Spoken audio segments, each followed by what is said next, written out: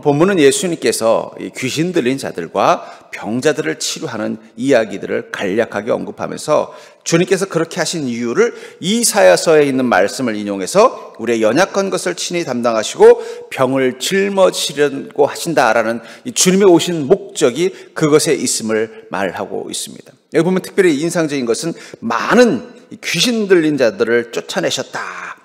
이 귀신 들린 자들을 많이 데리고 왔는데 그들을 쫓아내셨다라는 이야기입니다. 이 귀신 들림, 요즘은 귀신 들림이라는 현상을 아무도 이해하지 못합니다.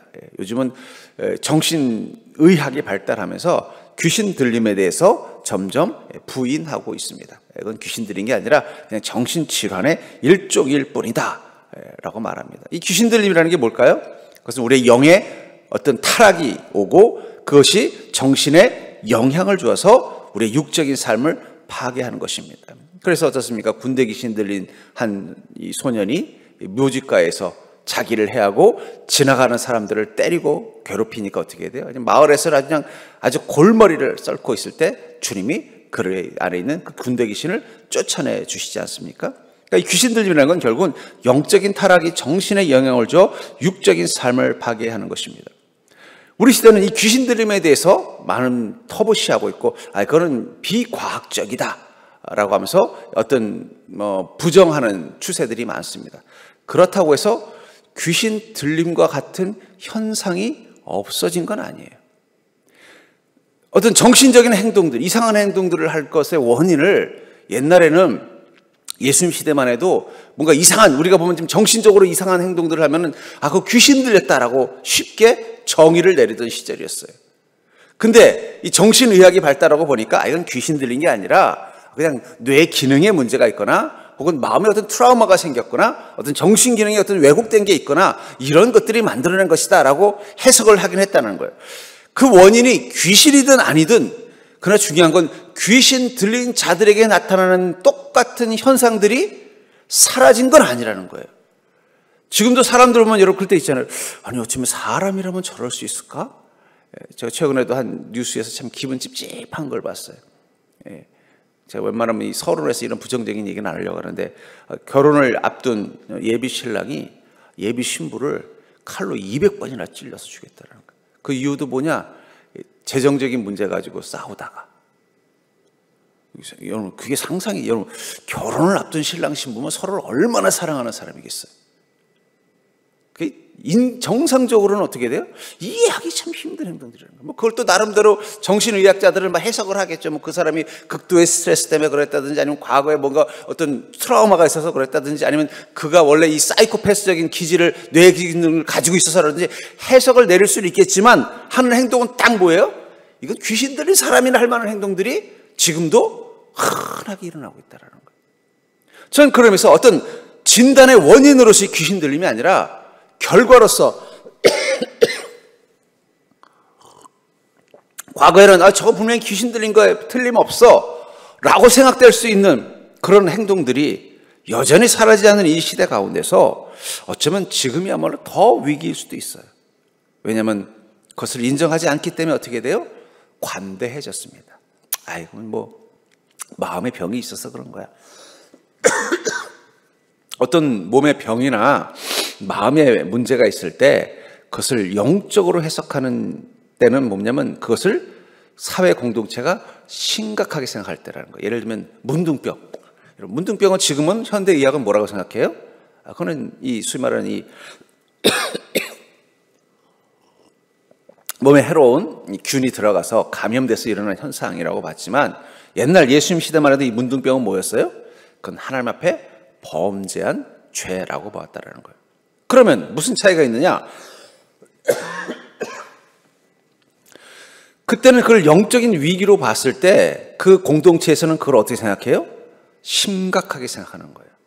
신에게 징벌을 받았다는 건 그냥 몸이 어디 병이 나거나 부상을 입은 것과는 차원이 다른 거예요. 왜 그런 문둥병을 그렇게 심각하게 생각했을까요? 문둥병은 감염되면은 그 당시에는 치유도 안 됐지만은 심각한 병이기 때문이에요. 그러니까 그 병을 어떻게 해요? 공동체에서는 이걸 심각하게 다룰 수밖에 없고, 심각하게 다루기 위해서 가장 중요하게 보는 게 뭐냐면 이건 영적으로도 문제가 있는 것이라고 이해하고 해석하는 게 바람직했던 거랄까. 그러니까 옛날에 어떤 영적인 문제로 바라봤을 때는 단순히 그냥 그 병의 원인이 하나님의 진노, 심판, 영적인 문제라는 의미도 있지만 더 뭐예요? 공동체의 위기가 된다는 거예요. 그럼 이 귀신 들림도 뭐예요? 정신적으로 이상이 있는 사람이 그 공동체에 있으면 어떻게 되겠어요? 그 공동체는 심각한 위기를 겪는 거예요. 실제로 이번 주에 지난 집회 때 우리 교회 왔던 목사님 중에 한 분 중에 그 교회 청년 하나가 정신 이상이든 귀신 들림이든 갑자기 막 칼을 들고 막 휘두르댄다는 거예요. 그러니까 막 성도들이 얼마나 두렵겠어요. 그러니까 목사님께 부탁을 한 거예요. 목사님, 그 청년 좀 못 나오게 해주십시오. 근데 또 이 목사님은 그 청년이 불쌍한 거예요. 또 그 어머니가 권사님이신데 그 아들 때문에 맨날 눈물을 흘리고 기도한다는 거예요. 그러니까 이 목사님이 차마 그 아들 이제 저기 정신병원에 집어넣고 데리고 오지 마세요 이런 말을 못 하겠다라는 거예요. 근데 중요한 건 성도들은 어때요? 그 청년만 오면 겁을 먹으니까는 이게 이제 목사님한테 원망이 된 거예요. 목사님이 지도자인데 그 문제를 해결해 주셔야지 우리 무서워서 교회 나오겠냐. 또 그 권사님은 목사님이 그렇게 또 그 청년을 못 따르게 하면 어떻게 돼요? 목사님이 내 아들을 버렸다고 막 상상해 봐. 그 자기가 가운데서 참 이러지도 못하고 저러지도 못하고 너무 괴롭다라는 얘기를 저한테 하는 걸 얘기 들어오면서 귀신 들림이라는 게 왜 문제가 됐느냐? 그것은 그 공동체에 큰 위기가 되게 돼요. 아니 귀신 들려서 무슨 짓을 할지 모르잖아요. 저는 그런 의미에서 정말 요즘 이 정신적인 문제가 있는 사람들을 귀신 들림이냐 아니냐 이거를 과학적으로 또는 신학적으로 따지기 이전에 여전히 우리 시대에도 귀신 들린 자들이 행했던 여러 가지 특징들이 나타나고 있다면 그것에 대해서 우리가 어떻게 돼요? 이걸 어떻게 고민할 거냐를 생각해 봐야 된다는 거예요. 분명한 것은 주님께서는 그 당시 때 귀신 들린 자들을 많이 치료해 주셨다라고 말하고 있어요. 아마 분명히 그 귀신 들린 자들 중에는 진짜 귀신 들린 자들도 있었을 것이고 정신병자일 수도 있었을 거예요. 그 당시 때는 이 정신병이라는 개념이 없으니까 다 어떻게 된 거예요? 이상한 헛소리 하거나 이상한 행동하면 저 귀신 들어갔다. 우리도 옛날에 그랬잖아요. 옛날 무당들이 푸닥거리 왜 그랬어요? 갑자기 이상한 짓 하면 그 귀신 들어갔다고 막 귀신 쫓아낸다고 막 푸닥거리 하지 않았습니까? 주님은 알고 계셨을 거예요. 귀신 들려서 그럴 수도 있고 정신적인 문제가 있어서 그럴 수도 있다는 거예요. 중요한 건 그러나 그들을 어떻게 했다는 거예요? 얘는 귀신 들린 게 아니니까 괜찮아라고 말씀하지 않고 심각하게 생각하고 그들을 치료해 주셨다는 거예요. 또 무엇보다도 오늘 본문에서도 보겠지만은 주님은 먼저 귀신 들린 자들을 쫓아내시고 병든 자들을 고쳤다는 말을 통해서 주님께서 이 귀신 들린 자들, 정신적인 위기에 있는 사람들을 얼마나 심각하게 생각하고 중요하게 생각했는가를 깨닫게 됩니다. 전 그런 의미에서 어쩌면 귀신이 들려서 행하는 행동은 아닐지라도 마치 귀신 들린 자들이나 할 수 있는 행동들을 하는 사람들이 이 시대에 계속 이 땅에 있다면 우리는 주님이 주신 이 말씀을 통해서 이 귀신 쫓음이 무엇을 의미하는지를 한번 묵상해 보기를 원합니다. 제가 말한 건 정신적인 이상한 행동을 하는 게 다 귀신 들렸다는 얘기는 아니에요. 저는 그 김규동 목사의 귀신론을 믿지는 않습니다. 그러나 현상적으로는 보이는 눈으로는요 구분하기 힘들다라는 거예요. 그런 관점에서 주님께서 귀신을 쫓아냈던 이 사건을 오늘 우리도 계속 주님의 은혜로 받아들일 필요가 있다라는 것입니다. 그렇다면 귀신의 존재를 부정하는 이 시대에 예수님께서 행하신 이 귀신을 쫓으심을 우리는 어떤 의미를 받아들여야 될까요? 전 그것을 통해서 우리 삶 속에서도 나타날 수 있는 여러 가지 정신적인 문제와 위기들을 예수 그리스도를 통해 치유함을 경험하는 인생이 될 수 있기를 주의 이름으로 축복합니다. 먼저 절대로 말씀은 내 정신의 약함을 치유한다. 16절에 보니까 저물매 사람들이 귀신 들린 자를 많이 데리고 예수께 오거늘 예수께서 말씀으로 귀신들을 쫓아내시고 주님이 귀신을 무엇으로 쫓아내셨다고요? 말씀으로 쫓아내셨다는 거예요. 여러분 말씀은 치유의 능력이 있다는 사실을 믿으시기 바랍니다. 말씀 속에 치유의 능력이 있다는 건 첫 번째 이유는 뭐냐? 말씀은 내 정신이 건강한지 건강하지 않은지를 판단할 수 있는 진단 능력입니다. 말씀을 듣고 내가 이런 생각을 하는 게 어리석다. 그럼 뭐예요? 진단이 된 거예요. 아, 내가 이런 생각을 하는 것이 악한 것이구나. 우리 안에는, 우리 정신 속에는요, 약함과 악함이 있습니다. 우리가 말씀을 듣다 보면요, 내 마음속의 생각과 내 마음속의 감정과 내 마음속의 어떤 정신의 어떤 힘에 보면 약함이 있고 악함이 있다는 거예요. 약함과, 우리 몸도 약한 게 있고 악한 게 있어요. 우리 몸속에 약한 게 뭘까요? 세포가 약하면 어떻게 돼요? 면역력이 떨어지고 기능이 떨어지면 힘듭니다. 예. 저도 나이를 먹으니까 이 위장의 세포들이 좀 약해져가지고 소화력이 떨어져서, 옛날엔 야식도 척척 그냥 매운 것도 잘 먹었는데 요즘 야식만 먹어보면 그냥 밤에 속에 부딪혀서 아예 저는 야식은 요즘 입도 되질 않습니다. 왜냐하면 세포의 기능이 약해진 거예요. 약해진 거. 강해지면 어떻게 되겠어요? 20대처럼 강한 세포가 되면 뭐 떡볶이든 뭐든 그냥 마음껏 먹고 자도 그냥 끄떡없을 거예요. 약함도, 정신에도 약함이 있다는 거예요. 말씀을 통해서 내가 지금 정신이 약하구나, 내 믿음이 약하구나, 이런 얘기는 뭐예요? 내 안에 어떤 신뢰와 의지가 약하다는, 약함을 발견할 수 있다는 거예요. 또 하나는 악함. 여러분, 우리 몸속에 병균이 들어오면 그건 악한 거죠. 그건 어떻게 돼요? 쫓아내. 약한 건 강하게 만들고 악한 것은 없애야 되는 거예요. 우리 정신에도 똑같다라는 거예요.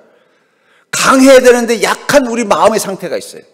그건 말씀으로 진단하고 말씀으로 강하게 만드는 거예요. 그러니까 말씀을 따라 살면요, 우리의 정신의 힘이 생기는 거예요. 강해지는 거예요. 또 악함을 발견. 이건 하나님의 말씀으로 보니까 뭐예요? 이건 악한 생각이에요. 악한 감정이에요. 그럼 어떻게 해야 돼? 그것은 쫓아내는 거예요. 여러분, 몸에 세균 들어가면 어떻게 되겠어요? 그걸 쫓아내야죠. 쫓아내려고 어떻게 하는 거예요? 면역력 높이려고 그냥 면역력에 좋은 음식들을 막 먹는 게 쫓아내려고 하는 거잖아요. 약을 막 먹고 하는 게 쫓아내는 거예요. 마찬가지라는 겁니다. 육체만이 아니라 정신도 똑같아요. 여러분, 하나님은 우리의 육체도 만드셨지만 우리의 정신도 만드셨습니다. 그래서 하나님이 같은 디자인이기 때문에 메커니즘이 비슷해요. 육체나 정신이나 메커니즘이 비슷하다는 거예요. 왜냐하면 하나님이 만드셨기 때문에 똑같은 거예요. 현대차라 기아차라 같은 디자이너가 만드니까 다 똑같은 거예요. 우리 육신도 약한 게 있으면 약한 부분을 강하게 만들어주는 게 건강한 것이고, 우리 육신에 악한 것, 병균 같은 악한 거에 들어왔으면 그걸 쫓아내는 게 건강을 유지하는 거라면 우리 정신도 마찬가지라는 거예요. 약한 것을 강하게 만들어주는 게 우리 정신을 건강해. 나는 이게 약하다. 두려움이 많다는 건 내 마음에 뭐예요? 믿음이 약하다는 거겠죠.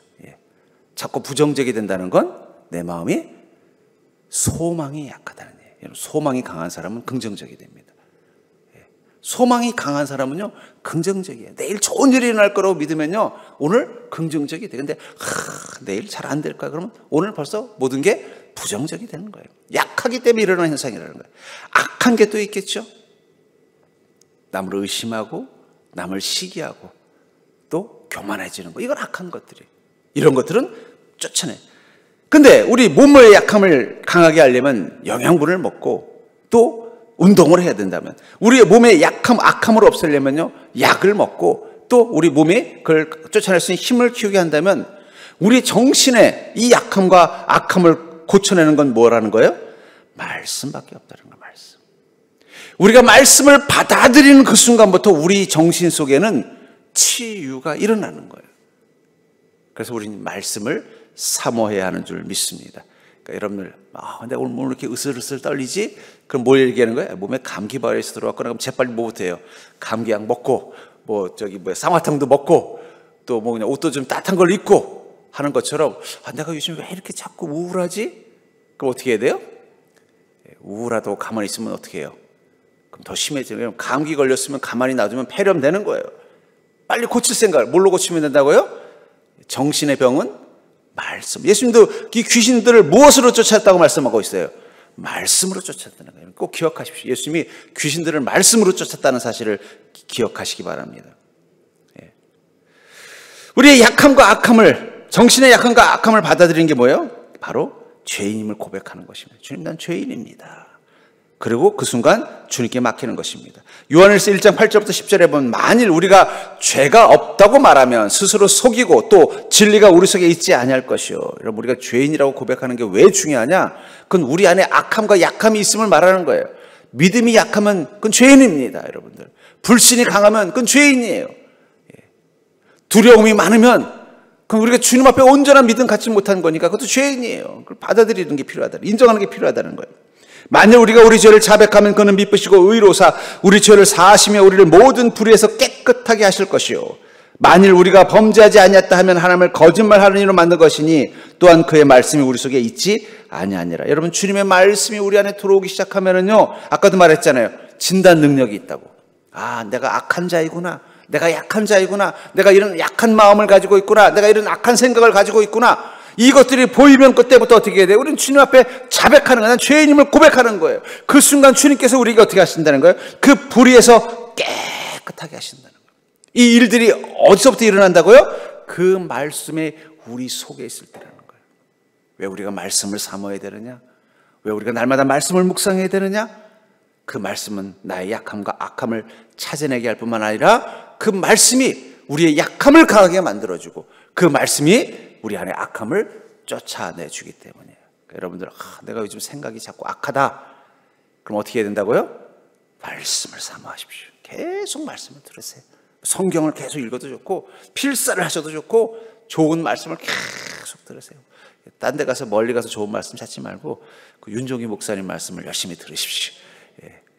먹던 밥도 먹던 밥 먹어야 건강한 겁니다. 맨날 사 먹으면요, 그 맛은 있어도 건강에 안 좋아요. 집밥이 제일 나은 거예요.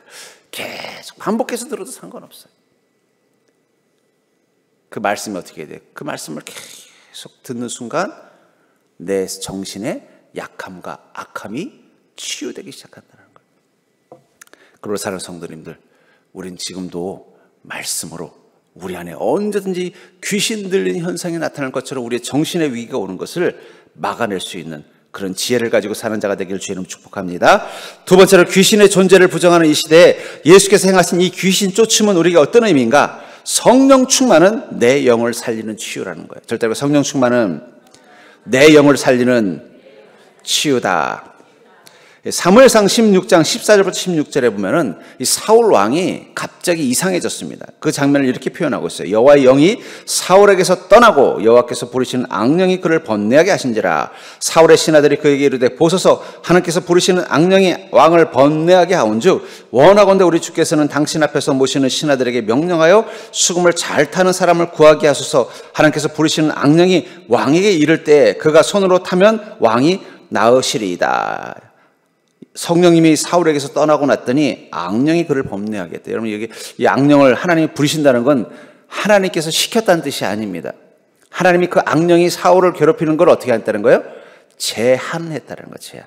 욥기서에 보면은요, 이 마귀가 욥을 시험하려고 할 때 하나님 어떻게 하셨어요? 그의 생명은 건드리지 말아라. 제한하셨잖아요. 안 그랬으면 마귀는 생명도 건드렸을 놈이에요. 만약에 이 하나님이 제한하지 않았으면 사울이 어떻게 됐을까요? 아마 느부갓네살 왕처럼 막 옷을 벗고 찢고 발가벗고 막 뒹굴고 난리가 났을 거예요. 그래서 왕노를 못했을 거예요.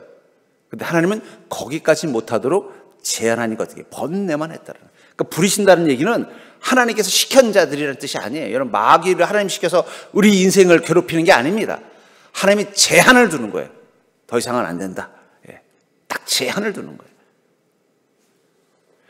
그 악령이 들어오니까 어떻게 됐어요? 사울이 번뇌했다.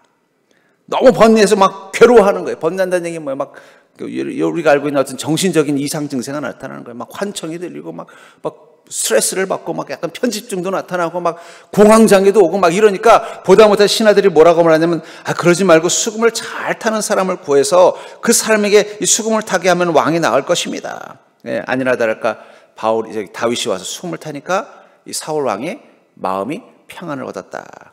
이 악기와 음악은 원래 이 제의, 종교적인 목적으로 존재한 겁니다. 여러분, 악기는 처음부터 무슨 예술을 위해서 존재한 게 아니에요. 예배와 제사 속에 악기가 씌었어요. 그러니까 이 원시 사회 보면요, 막 이 원시인들이 막 북 두드리고 막 이런 거 할 때면 뭐 할 때냐? 자기들끼리 모여서 무슨 잔치 벌일 때 하는 게 아니에요. 자신들의 신을 부를 때, 자신들에게 신에게 경배 드릴 때 악기를 쓰는 거예요. 악기는 종교적인 도구입니다. 그게 원래 악기의 유래예요. 그러니까 어떻게 했어요? 그 찬양하는 수금, 아마 수금으로 탄 노래도 뭘까요? 찬양이었을 것입니다. 다윗은 이 수금으로 하나님을 찬양하는 사람이었다는 거예요. 그래서 제가 가만히 생각해 봤어요. 다윗은 참 인생에 별의별 일을 다 겪었잖아요. 그냥 아버지 밑에서 그냥 막내 아들로 그냥 농사나 짓고 살았으면 어디 시골에서 그냥 수훈해가지고 그냥 농사 짓다가 그냥 예쁘장한 아가씨랑 조용히 살 인생이었는데 갑자기 하나님이 기름 부으시고 그냥 그를 갑자기 높이니까 갑자기 뜬금없이 그냥 전쟁터에 나가서 한번 생각해 보시죠. 다윗이 어릴 때부터 꿈이 군인이 되는 게 꿈이었다면 모르겠는데 그는 군인이 되는 꿈을 꾼 적이 없어요. 얼떨결에 형님들 면회 갔다가 골리앗이 자꾸 하나님을 무리해야 하니까 자기도 모르게 그냥 막 성령님이 주는 분노를 가지고 가서 골리앗과 싸워서 이겼어요. 그랬으면 끝나면 좋은데 그다음부터 사울왕이 어떻게 야 너 싸움 잘하네? 이제부터 전쟁터 나가서 맨날 싸워라. 맨날 전쟁터가 싸우는 존재가 된 거예요. 그게 뭐가 좋겠어요. 물론 사람들이 와 다윗 대단하다고 하지만 정작 중요한 건 뭐예요? 자기는 맨날 전쟁터에 가서 골리앗과 같은 사람하고 맨날 싸우고 죽이고 난리를 쳐야 되는데 얼마나 힘들겠어요. 그리고 돌아왔으면 사울왕이 그냥 이뻐해줘야 되는데 어떻게 돼요? 사울왕이 또 시기질투해서 또 다윗을 죽이려고 하네요. 도망다니고 쫓겨다니고 별일을 다 겪었는데도 다윗이 끝까지 마음의 평안과 건강을 지킬 수 있었던 비결이 뭘까? 생각해 보니까 다윗에게는 좋은 취미가 있었어요. 그게 뭐예요?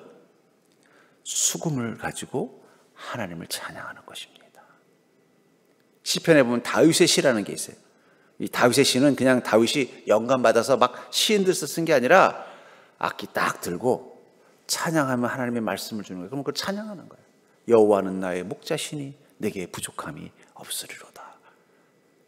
아마 그 찬양은 제가 보기에는 다윗이 아마 아버지 밑에서 양칠 때 밤중에 졸음을 쏟아지고 밖에서 늑대 울음소리는 들리고 양들은 지키려면 내가 두 눈 뽀얗게 뜨고 있어야 되니까 에이 잠이라도 깨자 수금 들고 찬양하면서. 어쩌면 다윗이 정신적으로 건강할 수 있었던 것은 그가 찬양하는 습관, 찬양하는 기쁨을 아는 자였기 때문이에요. 그러니까 여러분 이 성령이 강하게 임할 때 보면요 찬양이 충만할 때 말씀보다도 찬양이 충만해야 성령이 강하게 임해요. 우리 성도님들이 막 이렇게 서서 기도원 같은 거 막 찬양 또 얼마나 그냥 더 빨리 하면 박자가 뭐가 없어요. 저도 가보면요 이 부흥사님이 막 칠 때 보면요 누가 제일 괴로워하느냐 피아노 반주하는 사람이 제일 괴로워. 막 땀을 뻘뻘 흘리면서 맞추느라고 막 죽으려고 막 그래요. 그럼 또 성도들은 또 막 우리 찬양팀들 이 찬양하는 거 이거 되게 중요한 겁니다. 찬양하면 어떻게 돼요? 우리의 영을 성령님이 붙잡아 주시니까 악한 영이 우리의 마음을 번뇌케 못한다는 거예요. 꼭 근심 생기면 어떡하라고요? 찬양하십시오. 자꾸 내 안에 번뇌, 여기 번뇌라는 말이 히브리어로 바트라는 단어를 쓰는데 이게 공포스러워하다, 두려워하다는 뜻이에요. 그러니까 사울의 마음 가운데 뭐가 생긴 거예요? 공포와 두려움, 이게 공황장애 같은 게 온 거예요. 근데 그 찬양을 들으면 어떻게 돼요? 평안이 오는 거예요. 두려움과 불안과 공포는 현대인들에게 이제는 일상화된 현상이 됐어요. 그렇죠? 근데 사울에게는 그걸 뭐라고 말해요? 악한 영이 만들었다고 말하고 있는 거예요. 귀신 들림이라는 것입니다. 우리 시대는 귀신 들림이라고 말하지는 않지만 귀신 들린 것과 똑같은 현상들을 우리는 겪고 있다는 거예요. 이제는 두려움과 불안과 공포가 팽배한 시대를 살고 있어요. 이거를 그냥 사회적인 현상으로 볼 게 아니라 우리의 영적인 상태로 볼 필요가 있다는 거예요. 우리 그리스도인만 내 마음에 왜 이렇게 불안할까? 요즘 경기가 안 좋아서 그래. 왜 이렇게 두려움이 많을까? 요즘 하는 일이 잘 안 돼서 그래. 이렇게 사회적인 현상으로 볼 게 아니라 내 영이 지금 번뇌하고 있구나. 그럼 어떻게 되겠어요? 영의 문제라면 내 영을 깨우고 치료하는 게 이 성령님이 하시는 거예요. 그러니까 성령께서 충만해지려면 어떻게 해야 돼요? 그러니까 예배 회복. 왜 예배 회복이 중요합니까? 예배 회복은 찬양을 살리고 말씀이 사는 것입니다. 그러니까 예배가 회복된 사람은요, 찬양, 여러분, 나 예배에 요즘 은혜 받고 있어 하는 사람들은 난 찬양은 하나도 은혜가 안 되는데 말씀만 은혜되는 사람은 없어요. 찬양은 은혜가 되는데 말씀을 안 드리는 사람도 없다는 거예요. 예배가 회복된 사람은 찬양도 살아있고 말씀도 들려요. 찬양과 말씀은 패키지입니다. 그러니까 찬양이 막 내 마음 가운데 막 들어와서 막 그게 떠나질 않는 거예요. 교회를 나가는데도 계속 입에서 찬양이 끊어지지 않고 하루 종일 찬양하고 말씀도 들어오면 그 말씀이 내 마음속에 계속 살아서 역사하는 걸 느껴져요. 그럼 내 영은 살아나게 돼 있다. 왜냐하면 성령님이 나를 만지고 있다는 증거이기 때문입니다. 특별히 여러분들, 내가 자꾸 내 마음에 근심과 걱정이 있다면 찬양을 입에서 놓지 마세요. 계속. 예. 근데 번뇌하는 사람들 특징이 뭔지 아세요? 여호와를 찬양하라 해야 되는데 울고 싶어라 뭐 이런 노래만 부르는 사람은 실패하게 돼 있어요. 제가 직장을 잠깐 다닌 적이 있었는데 우리 그때 부장님이 끝나고 우리 노래방이나 가자. 그래서 노래방에 가서 이제 노래를 했는데 제가 부른 노래가 있고 같은 직원, 같은 동기였던 그 분이 부르는 노래를 듣더니 윤 선생은 내가 보니까 결혼을 잘할 것 같다는 거야. 왜 그러냐고 그랬더니 사랑 노래를 불러도 밝은 노래를 부른다는 거예요. 근데 이 선생은 부정적인 사랑의 실패만 노래 부르. 이 사람은 사랑에 결혼 못할 거라는 거 제가 가만히 듣고 생각하다 보니까 그 말이 일리가 있더라고요. 여러분들, 우리가 찬양을 하면은요, 우리 영은, 우리 마음은 밝아지게 돼 있어요. 밝아지는 게 뭐예요? 약한 게 강해지는 거고, 악한 게 떠나가는 것입니다. 여러분, 우리 찬양팀 앞에 서는 거 기뻐하시기를 주의 이름으로 축원합니다. 우리 전전사님, 앞으로는 우리 찬양팀 찬양 악보를 월화해 주세요. 월화해. 일주일 내내 부르게. 여기 와서 한번 부르는 게 아니라 이 찬양 한다고 그러면 주 사랑 놀라운 그 사랑을 언제부터요? 월요일부터 매일매일 한번 불러보세요. 잘하려고 하는 게 아니라 아무래도 불러야 되니까 어떻게 돼요? 더 잘 부르고 신경 쓸 거 아니에요. 그럼 그 찬양이 내 마음을 계속 채우는 거예요. 제가 목사로서 장점이 그거라고 생각해요. 저는 주일날 저녁에 집에 가면요, 다음 주일 설교를 뭘 해야 되나부터 고민을 합니다.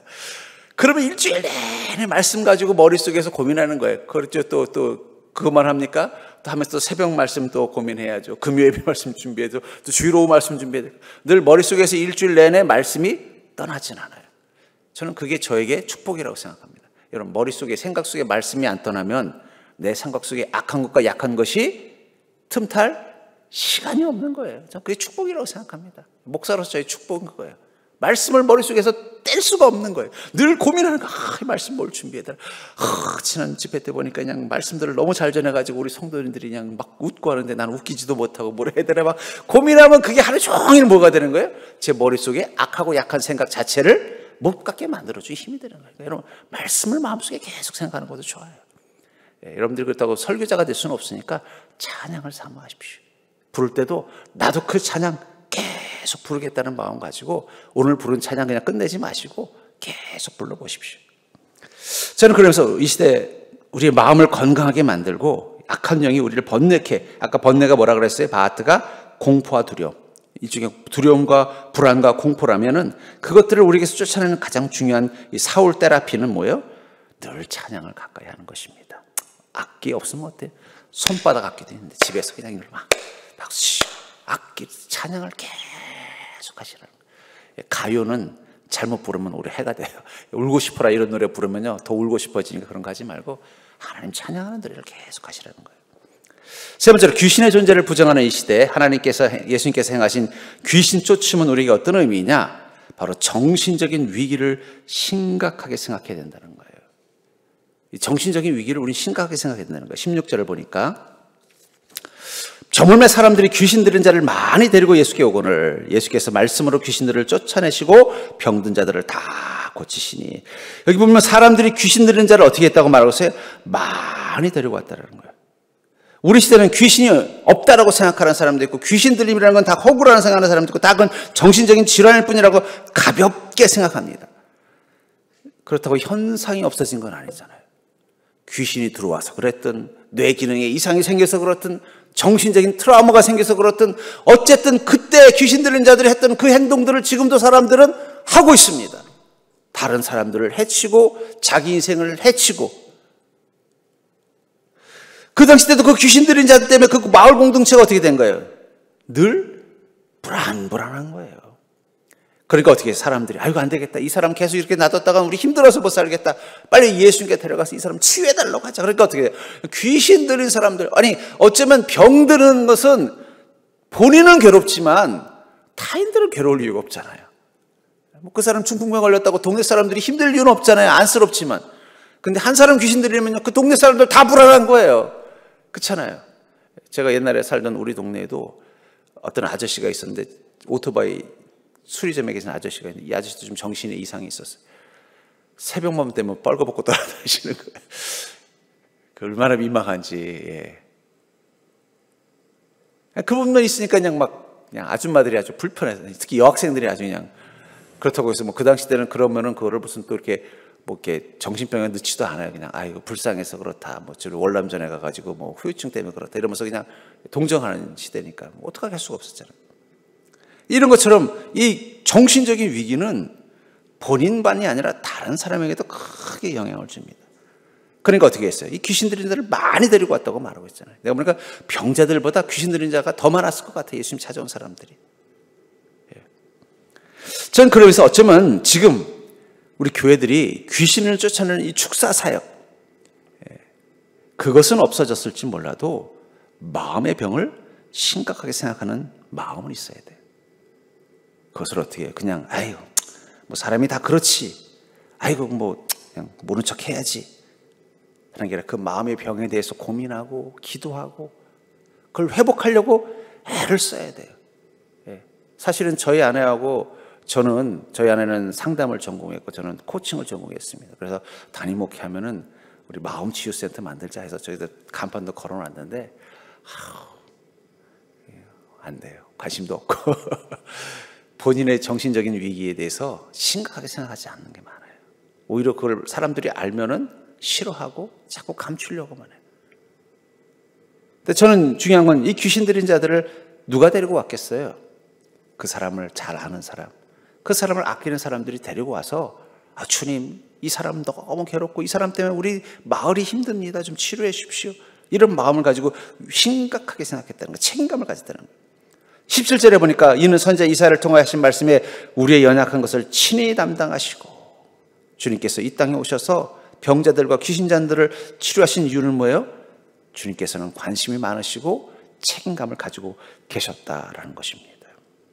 여러분 마음의 병 이거 가볍게 보시면 안 돼요. 그게 귀신 때문에 그렇든 뇌 기능에 이상이 생겨서 그렇든 내 마음속에 뭔가 좀 연약함이 있거나 어떤 트라우마가 있어서 그렇든 중요한 건 그것을 우리가 심각하게 생각하고 함께 그 문제를 위해서 기도하는 게 필요하다는 거예요. 육신의 병은 오히려 병원들이 많아져서 굳이 주님이 손 안 대셔도, 아마 지금 주님이 오셨으면 주님께 병자들을 데려온 사람 별로 없었을 것 같아요. 요즘 불치병도 많지 않잖아요. 그러나 마음의 병 든 사람들은 많이 데리고 왔을 것 같아요. 그러니까 여러분들 서로 함께 기도해 주시고, 여기 중요한 건 이 귀신 들린 사람은요 절대로 예수님 찾아오지 않습니다. 악한 영이 절대로 예수님을 만나도록 허락하지 않기 때문에 옆에 사람들이 데리고 왔으니까 오는 거예요. 여러분들이 마음의 아픔이 있고 병인 사람들을 주님께 데려오는 것, 저는 그것도 우리가 성도로서의 사명이라고 생각해요. 주님 앞에 그 문제를 가지고 기도하고 그 문제가 해결될 수 있도록 함께 고민하는 것, 그게 바로 공동체를 살리는 것입니다. 저는 요즘 세상이 너무 막 위험해졌잖아요. 아무것도 아닌 일에 막 생각지도 못했던 어떤 폭력이 나타나고 테러가 일어나고, 가정에서도 그렇고 교회도 예전 같지 않고, 저는 그 모든 근원 속에는 주님이 치료하셨던 그 귀신 들림과 비슷한 현상들, 사람들의 마음속에 평안이 없고 정신적으로 위기가 왔기 때문에 그렇다고 생각이 됩니다. 어쩌면 현대인들은, 어떻게 많은 그리스도인들은 그 귀신을 안고 사는 그리스도인, 그 귀신 들린 자들처럼 번뇌의 늪속에 빠진 사울들 같은 사람들일 것 같아요. 귀신 들렸다고 해서 귀신이라는 얘기가 아닙니다. 제가 말하는 건 원인이 아니라 현상으로서의 귀신 들림을 보자는 거예요. 번뇌로부터 자유하지 못했던 사울처럼 우리 안에 근심과 불안과 두려움이 우리의 마음과 생각을 지배하고, 그러다 보니까 그것들이 어떻게 돼요? 관계에도 영향을 주고 자기 자신을 파괴하기도 하는 것입니다. 그런 의미에서 자기 자신을 마치 그 귀신 들린 자를 대하듯이 내 안의 악함과 약함을 인정하고 그것을 주님께 치유받기를 간절히 원하는 마음, 그 마음을 가지고 주님 앞에 오는 자가 되기를 주의 이름으로 축원합니다. 우리 안에는 이 약함과 악함, 뭐 그럴 수 있어가 아니라 그걸 심각하게 생각해 주님께 가져오는 거예요. 주님, 내 마음의 이 약함을 주님께 내어놓습니다. 주님 치유하여 주시옵소서. 그래야 치료가 시작이 되는데, 이건 뭐 내가 예수님도 아닌데 뭐 이런 정도의 믿음 가지면 됐지, 이런 생각 자체가 우리가 치유받지 못하게 하는 거예요. 내 안에 악함, 우리가 뭐 하는 예수님도 아닌데 뭐 우리가 어떻게 해요? 이 시대에 다 그런 생각 품고 살지? 그럼 치유가 일어나잖아요. 그걸 심각하게 생각해야 돼요. 내 안에 악함과 약함, 마음속의 악함과 약함을 심각하게 받아들여야만 우리는 주님께 가지고 나올 수가 있는 것입니다. 주님께 가지고 나와야만 주님이 말씀으로 치료하시든 음성으로 치유하시든 그 은혜의 손으로 치유하시든 치료의 능력이 나타나는 것입니다. 저는 그런 의미에서 어쩌면 지금은 육신의 병보다 더 중요한 건 이 마음의 병인 것 같아요. 이 마음의 병, 큰 병도 있지만 작은 병, 여러분, 귀신도 센 놈이 있고 약한 놈이 있습니다. 사울은 번뇌했다고 말하고 있잖아요. 번뇌는 귀신 들림이 아닌가요? 악한 영이 들어가서 번뇌했으면 그 번뇌도 문제가 있는 거예요. 그걸 주님께 내어놓을 수 있는 마음, 그 마음 가지고 주님을 만나는 이 예배 자리에 서는 자가 될 수 있기를 주의 이름으로 간절히 축원합니다.